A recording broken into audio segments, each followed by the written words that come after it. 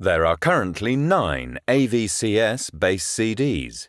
However, it is unlikely that users will need to install all of the CDs in order to load their licensed ENCs. Referencing the Schedule A can avoid the unnecessary loading of some CDs, saving the user time. First, select Chart. Now select S57 Chart Management. Choose the Install tab. Select the required drive and then select Check CD. Now select Import S57 chart. It will then ask if you wish to install the new Primar product list. Select Install.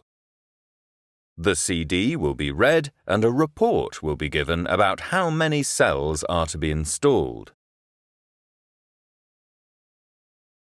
Select Install. A progress bar will display during installation.